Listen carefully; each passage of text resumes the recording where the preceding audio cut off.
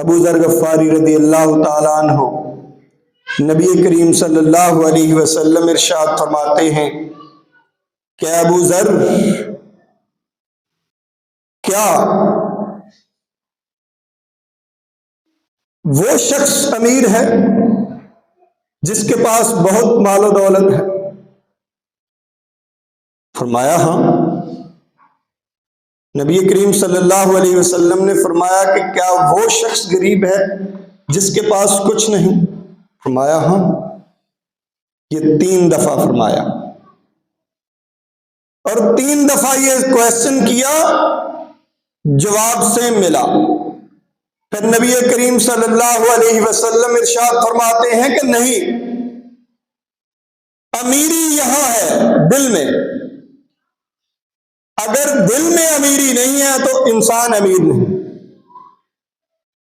دیکھیں، اسلام کے جو مال و دولت کے متعلق نظریات ہیں نا، وہ سمجھیں دین میں اس کی حیثیت کیا ہے مال و دولت کی۔ فرمایا کہ دل میں جو امیر ہے، جس کا دل امیر ہے وہ امیر ہے، جس کا دل غریب ہے وہ غریب ہے۔ جس کا دل امیر ہو، اس کے پاس کچھ بھی نہ ہو، وہ پھر بھی امیر ہوگا، اور جس کے دل میں غربت ہو، جس کے دل میں غربت ہو، اس کے پاس پوری دنیا کے خزانے اکٹھے ہو جائیں، وہ پھر بھی غریب رہے گا۔ آج اگر اس کی مثال دیکھنی ہے نا تو ہمارے حکمرانوں کو دیکھ لو۔ 35 سال سے 2 خاندان اس ملک پہ حکومت کر رہے ہیں، لیکن ان کے دل کی غربت آج بھی نہیں جا رہی۔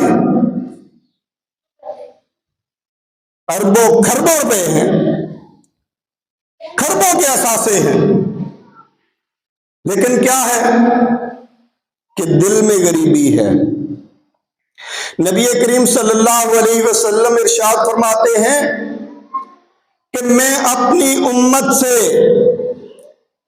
اس کے غربت کا خوف نہیں کھاتا کہ یہ غریب ہو جائے گی، میں اس چیز کا خوف کھاتا ہوں کہ ایک وقت آئے گا کہ اس کے لیے اتنے رستے کھول دیے جائیں گے دولت کے، اتنی دولت امت مسلمہ کے ہاتھ میں آئے گی، لیکن مجھے ڈر ہے کہ وہ اس کے اندر پڑ کے اپنے آپ کو تباہ کر لیں گے۔ آج ہمارے سامنے ہے وہ سود۔